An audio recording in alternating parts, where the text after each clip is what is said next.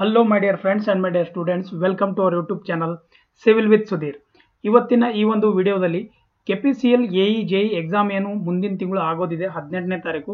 ಅದರದ್ದು ಏನಂತಂದರೆ ಸಿಲೆಬಸ್ನ ರಿಲೀಸ್ ಮಾಡಿದ್ದಾರೆ KEA ಕಡೆಯಿಂದ, ರೈಟ್. ಸೊ ಇಲ್ಲಿ ಸಿಲೆಬಸ್ನ ಓನ್ಲಿ ಓವರ್ ಆಲ್ ಕೊಟ್ಟಿದ್ದಾರೆ. ನಾನು ಇವತ್ತಿನ ಈ ವಿಡಿಯೋದಲ್ಲಿ ನಿಮಗೆ ಅದು ಏನು ಕೊಟ್ಟಿದ್ದಾರೆ, ಯಾವ ಸಬ್ಜೆಕ್ಟ್ ಓದಬೇಕು, AE ಮತ್ತು JE ಇವೆರಡೂ ಈ ವಿಡಿಯೋದಲ್ಲಿ ಡಿಸ್ಕಸ್ ಮಾಡ್ತೀನಿ. ವಿಡಿಯೋನ AE ಮತ್ತು JE ಯಾರು ಪ್ರಿಪೇರ್ ಆಗ್ತಿದ್ದಾರೆ ದಯವಿಟ್ಟು ಕಂಪ್ಲೀಟ್ ವಿಡಿಯೋನ ನೋಡಿ. ಅದಾದಮೇಲೆ ನಿಮ್ಗೆ ಅರ್ಥ ಆಗುತ್ತೆ ಯಾವ ಸಬ್ಜೆಕ್ಟ್ ಇಂಪಾರ್ಟೆಂಟ್ ಇತ್ತು, ನಾನು ಎಲ್ಲರಿಂದ ಲಿಸ್ಟ್ ಔಟ್ ಮಾಡಿ ನಿಮ್ಗೆ ಹೇಳಿದ್ದೀನಿ ಅಂತ, ರೈಟ್. ಸೊ ಇದೇ ಥರ ಒಳ್ಳೆ ವಿಡಿಯೋಸ್ ನಿಮಗೋಸ್ಕರ ನಾನು ಮಾಡ್ತಾ ಇರ್ತೀವಿ. ನಮ್ಮ ಚಾನಲ್ ಸಿವಿಲ್ ವಿತ್ ಸುಧೀರ್ನ ಸಬ್ಸ್ಕ್ರೈಬ್ ಮಾಡಿ ಅಂತ ಹೇಳ್ತಾ ಈ ವಿಡಿಯೋನ ಸ್ಟಾರ್ಟ್ ಮಾಡ್ತಾ ಇದ್ದೀನಿ. ಸೊ ಬನ್ನಿ. ಸೊ ಫಸ್ಟು ನೀವು ಹೋಗಬೇಕಾಗಿರೋದು ಎಲ್ಲಿ ಅಂತಂದರೆ, ನೀವು ನೋಡಬೇಕಾಗಿರೋದು KEA ವೆಬ್ಸೈಟಲ್ಲಿ, right. So this is N KEA website. So ಅಲ್ಲಿ ಹೋಗಿ ನೀವು ನೋಡಿದಾಗ ಇಲ್ಲಿ ಕೊಟ್ಟಿದ್ದಾರೆ, ರೈಟ್. KPCL ಪಠ್ಯಕ್ರಮ ಅಂತ ಇದೆ ನೋಡಿ. ನಾನು ಕರ್ಸರ್ ಇಲ್ಲಿ ಇಟ್ಟು ತೋರಿಸ್ತಾ ಇದ್ದೀನಿ. ಸೊ ನೀವು ಇದ್ರ ಮೇಲೆ ಕ್ಲಿಕ್ ಮಾಡಿದಾಗ 10ನೇ ತಾರೀಕೆ ಬಂದಿದ್ದು, ದಯವಿಟ್ಟು ಕ್ಷಮಿಸಿ, 4 ದಿವಸ ಲೇಟ್ ಆಯಿತು, ರೈಟ್. ಸೊ ಅದರಲ್ಲಿ ಬಿಟ್ಟಾಗ ನೀವು ಇಲ್ಲಿ ನೋಡ್ಬೋದು ಏನೇನಿದೆ. Assistant engineer civil electronic communication mechanical instrumentation ಅಂದರೆ AE ಇದ್ದವರು 2010 ಏನು ಸಿಲೆಬಸ್ ಇದೆ, ಏನು ಸ್ಕೀಮ್ ಇದೆ, ಆಯ್ತಾ, VTUದು ಅದು ಓದಬೇಕಾಗುತ್ತೆ. ಯಾರ್ಯಾರು AE ಯಾರು ಪ್ರಿಪೇರ್ ಆಗ್ತಿದ್ದೀರಾ, KPCL ರಿಕ್ರೂಟ್ಮೆಂಟ್ ಸಿಲೆಬಸ್ಸು ಗೊತ್ತಾಯ್ತಾ, ತುಂಬ ಇಂಪಾರ್ಟೆಂಟ್ ಇದೆ.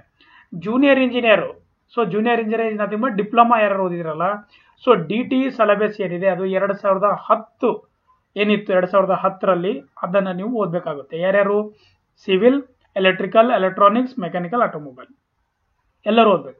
ಕೆಮಿಸ್ಟ್ರಿ ಅವರು MSc ಕೆಮಿಸ್ಟ್ರಿ ಓದಬೇಕಾಗುತ್ತೆ. ಆಮೇಲೆ ಕೆಮಿಕಲ್ ಸೂಪರ್ವೈಸರು BSc ಕೆಮಿಸ್ಟ್ರಿ ಓದಬೇಕಾಗುತ್ತೆ. ಈಗ ಎಲ್ಲರಿಗೂ ಕ್ವಶನ್ ಬರುತ್ತೆ, 2010ರದು ಯಾವ್ಯಾವ ಸಬ್ಜೆಕ್ಟ್ ಇತ್ತು, ನಾವು ಏನೇನು ಓದಬೇಕು ಅಂತ. ಸೊ ಅದನ್ನು ನಾನಿಲ್ಲಿ ಲಿಸ್ಟ್ ಔಟ್ ಮಾಡಿದ್ದೀನಿ. ನಾನು ನಿಮ್ಗೆ ಈಗ ಸಿಂಪಲ್ ಆಗಿ ಹೇಳ್ಕೊಡ್ತೀನಿ ಯಾವ್ಯಾವ ಸಬ್ಜೆಕ್ಟ್ ಇಂಪಾರ್ಟೆಂಟ್ ಇದೆ ಮತ್ತು ಏನೇನಿದೆ ಒಂದ್ಸಲ ನೋಡಿಕೊಂಡ್ರೆ ನಿಮಗೆ ಗೊತ್ತಾಗ್ಬಿಡುತ್ತೆ ನೋಡಿ. ಸೊ ಮ್ಯಾಥಮೆಟಿಕ್ಸ್ ಅಂತೂ ನಮ್ಗೆ ಇರೋದಿಲ್ಲ. ಸೊ ನೆಕ್ಸ್ಟ್ ಫಸ್ಟ್ ಬರೋದು ಬಿಲ್ಡಿಂಗ್ ಮಟೀರಿಯಲ್ ಆ್ಯಂಡ್ ಕನ್ಸ್ಟ್ರಕ್ಷನ್, ತುಂಬ ಇಂಪಾರ್ಟೆಂಟ್ ಇದೆ, ಅದನ್ನು ಓದಲೇಬೇಕು. ಸ್ಟ್ರೆಂತ್ ಆಫ್ ಮಟೀರಿಯಲ್ ಇದೆ, ಅದು ಓದಲೇಬೇಕು. ಸರ್ವೇಯಿಂಗ್ ಇದೆ, ಫ್ಲೂಯಿಡ್ ಮೆಕ್ಯಾನಿಕ್ಸ್ ಇದೆ, ಅಪ್ಲೈಡ್ ಇಂಜಿನಿಯರಿಂಗ್ ಜಿಯೋಲಜಿ, ಇದಂತೂ ನಾವು ಓದ್ತೀವಿ. ಸೊ ಇದ್ರ ಕ್ವಶನ್ ತುಂಬ ಕಮ್ಮಿ ಬರುತ್ತೆ, ಜಿಯೋಲಜಿ ಇದು ಓದಬೇಕಾಗುತ್ತೆ. ಆಮೇಲೆ ಲ್ಯಾಬ್ಸ್ ಇರುತ್ತೆ, ಅದನ್ನು ನಾವು ನೋಡೋದಿಲ್ಲ. ನೆಕ್ಸ್ಟು 4th ಸೆಮಿಸ್ಟರಲ್ಲಿ ಏನು ಓದಿದ್ದೀರಾ ನೋಡಿ, ಕಾಂಕ್ರೀಟ್ ಟೆಕ್ನಾಲಜಿ, ಮತ್ತೆ ಅದೇ ನೋಡಿ ಇಲ್ಲಿ SA1 SA2 ಅಂದರೆ ನಾನು SA1 ಅಂತ ಅಷ್ಟೇ ಹೇಳ್ತೀನಿ, ಸ್ಟ್ರಕ್ಚರಲ್ ಅನಾಲಿಸಿಸ್.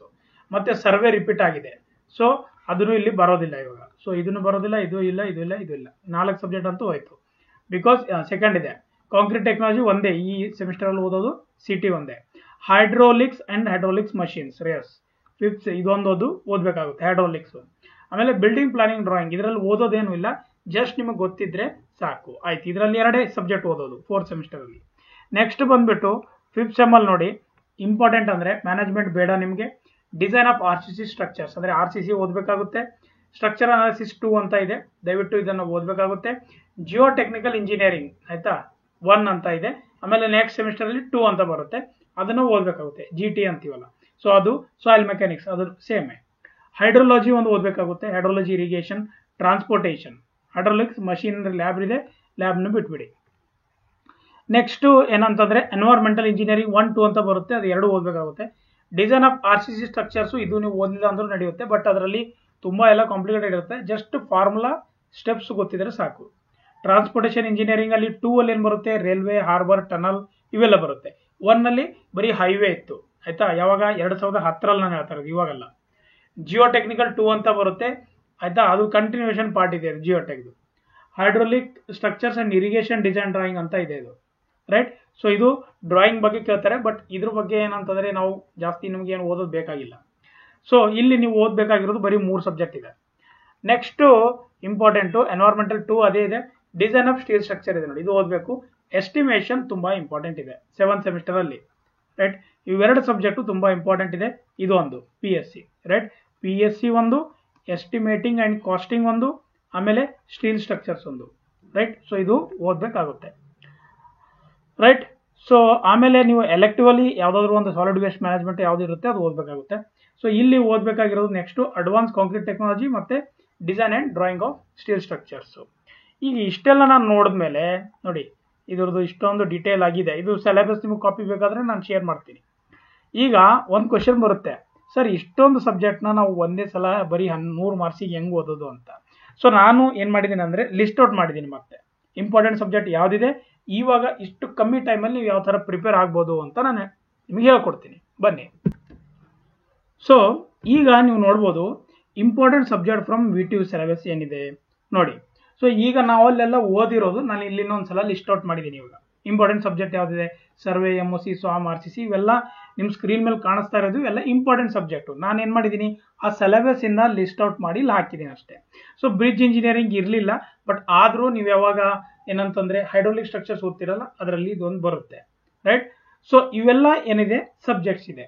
ಈಗ ಈ ಇಂಪಾರ್ಟೆಂಟ್ ಸಬ್ಜೆಕ್ಟ್ ನೋಡಿ, ದಯವಿಟ್ಟು ಯಾರ್ಯಾರಿಗೆ ಸಬ್ಜೆಕ್ಟ್ಸ್ ಬಗ್ಗೆ ಕನ್ಫ್ಯೂಷನ್ಸ್ ಇದ್ರೆ ನೋಡ್ಕೊಂಡ್ಬಿಡಿ. ಈಗ which subject to study first, ಇದು ಒಂದು ಇಂಪಾರ್ಟೆಂಟ್ ಕ್ವಶನ್, ಕರೆಕ್ಟಾ? ಯಾವ ಸಬ್ಜೆಕ್ಟ್ ಇಂದ ಸ್ಟಾರ್ಟ್ ಮಾಡಬೇಕು ಅಂತ ಕ್ವಶನ್ ತುಂಬಾ ಜನಕ್ಕೆ ಒಂದಿರುತ್ತೆ. ಸೊ ಇಲ್ಲಿ ನೀವು ನನ್ನ ಪ್ರಕಾರ ಹೇಳ್ತಾ ಇರೋದು ಎಸ್ಟಿಮೇಟಿಂಗ್ ಕಾಸ್ಟಿಂಗ್ ಓದಿ, ಆಯ್ತಾ. ಅದಾದಮೇಲೆ ಸಾಯಿಲ್ ಮೆಕ್ಯಾನಿಕ್ಸ್ ಫೌಂಡೇಶನ್ ಇಂಜಿನಿಯರಿಂಗ್ ಓದಬೇಕಾಗುತ್ತೆ, structural analysis, PSC structures, fluid mechanics, hydrology, survey, MOC, SWAM, RCC. ಇವು 9 ಸಬ್ಜೆಕ್ಟ್ ಆದರೂ ದಯವಿಟ್ಟು ಚೆನ್ನಾಗಿ ಓದ್ಕೋಬೇಕು. ಇವು ಏನಂತಾರೆ one type of core subject ಇದ್ದಂಗೆ ಇರುತ್ತೆ, ರೈಟ್. ಕೋರ್ ಸಬ್ಜೆಕ್ಟು ಏನೋ ಒಂದೆರಡು ಸಬ್ಜೆಕ್ಟ್ ಮಿಸ್ ಆಗ್ಬೋದು ಅದರಲ್ಲಿ. ನೋಡಿ ಇದರಲ್ಲಿ ನಾನು ಕೊಟ್ಟಿರೋದು, ರೈಟ್. ಇದರೊಳಗಡೆಯಿಂದ ನಾನು ಲಿಸ್ಟ್ ಔಟ್ ಮಾಡಿ 9 ಸಬ್ಜೆಕ್ಟ್ ಕೊಟ್ಟಿದ್ದೀನಿ.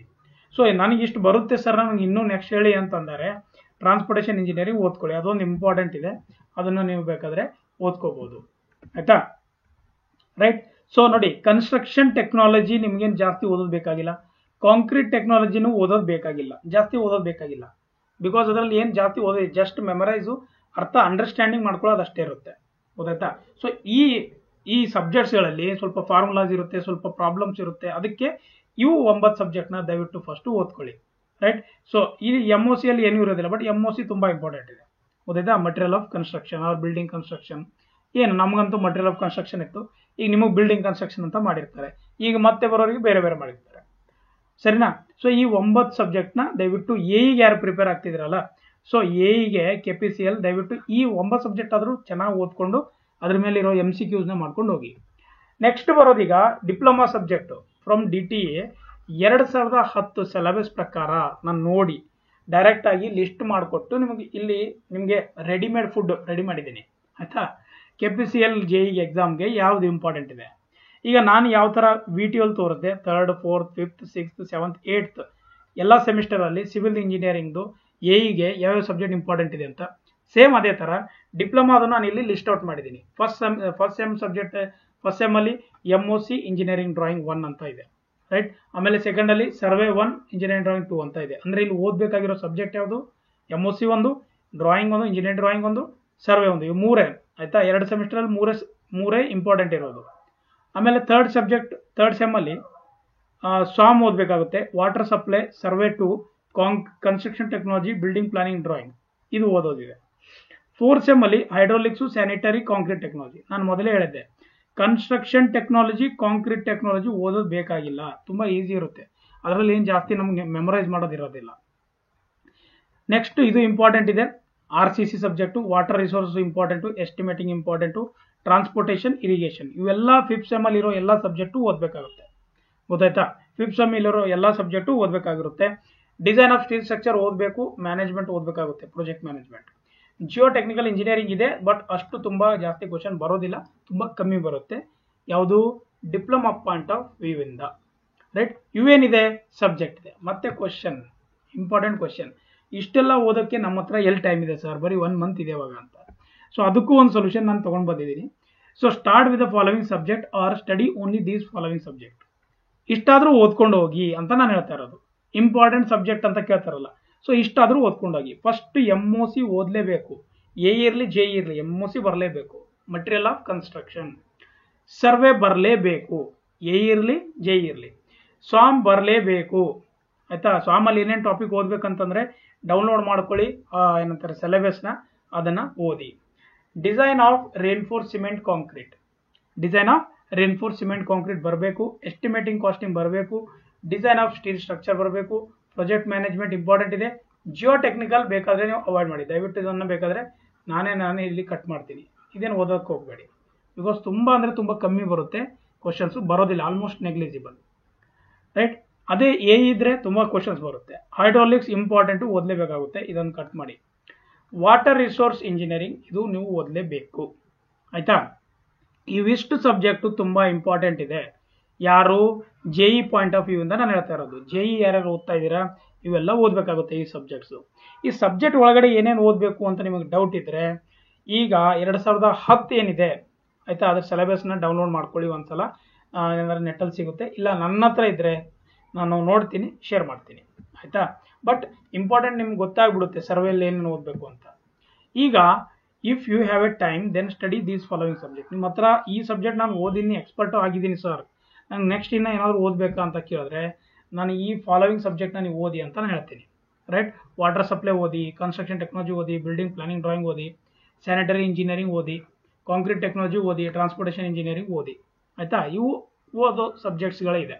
ಯಾವುದರಲ್ಲಿ ಡಿಪ್ಲೊಮಾ ಯಾರು ಮಾಡಿದ್ದೀರಾ, ಜೆಇಗೆ ಪ್ರಿಪೇರ್ ಆಗ್ತಿದ್ದೀರಾ ಅವ್ರಿಗೆ ನಾನು ಹೇಳ್ತಾ ಇರೋದು. ಇದು ಎಕ್ಸ್ಟ್ರಾ ಇದ್ದಂಗೆ, ಗೊತ್ತಾಯ್ತಾ. ಸೊ ಇದು ತುಂಬಾ ಇಂಪಾರ್ಟೆಂಟ್ ಇತ್ತು, ಗೊತ್ತಾಯ್ತಾ. ಸೊ ಇದು VTU ಸಿಲೆಬಸ್ ಪ್ರಕಾರ ಈ 18 ಸಬ್ಜೆಕ್ಟ್ ಇದೆ, ಬಟ್ ಅದನ್ನು ನಾನು ಸಮರೈಸ್ ಮಾಡಿಬಿಟ್ಟು 9 ಸಬ್ಜೆಕ್ಟ್ ತಂದು ಕೊಟ್ಟಿದ್ದೀನಿ ನಿಮಗೆ, ಇಂಪಾರ್ಟೆಂಟ್ ಇರೋದು. ಸರ್ ಇದರಲ್ಲಿ ಏನೋ ಒಂದೆರಡು ನೀವು ಇಂಪಾರ್ಟೆಂಟ್ ಹಾಕಿಲ್ಲ ಅಂತಂದರೆ ಹಾಕೊಂಡು ಸ್ಟಡಿ ಮಾಡಿ, ಆಯ್ತಾ. ಸೊ ಈ ಥರ, ಬಟ್ ನಿಮಗೆ ಒಂದು ಓವರ್ ಆಲ್ ರಫ್ ಐಡಿಯಾ ಕೊಡೋಕ್ಕೆ ಈ ಒಂದು ಏನಂತಂದರೆ ನನ್ನ ಕಡೆಯಿಂದ ನಾನು ಟ್ರೈ ಮಾಡ್ತಾ ಇರೋದು. ಓಕೆ, ಐ ಹೋಪ್ ಈ ವಿಡಿಯೋದಲ್ಲಿ ನಿಮಗೆ ಸಿಲೆಬಸ್ ಅಂದ್ರೇನು, ಸಬ್ಜೆಕ್ಟ್ ಯಾವ್ಯಾವುದು ಓದಬೇಕು ಗೊತ್ತಾಗಿದೆ. ಸಬ್ಜೆಕ್ಟ್ ಒಳಗಡೆ ಏನಾದರೂ ಓದಬೇಕು ನಿಮ್ಗೆ ಅದರಲ್ಲಿ ಡೌಟ್ ಇದ್ದರೆ ನೀವೇನಂತಂದರೆ PDF ಡೌನ್ಲೋಡ್ ಮಾಡ್ಕೊಳ್ಳಿ, ಅದರಲ್ಲಿ ಇರೋ ಸಿಲೆಬಸ್ ಪ್ರಕಾರ ನೀವು ಓದ್ಬೋದು, ಗೊತ್ತಾಯ್ತಾ.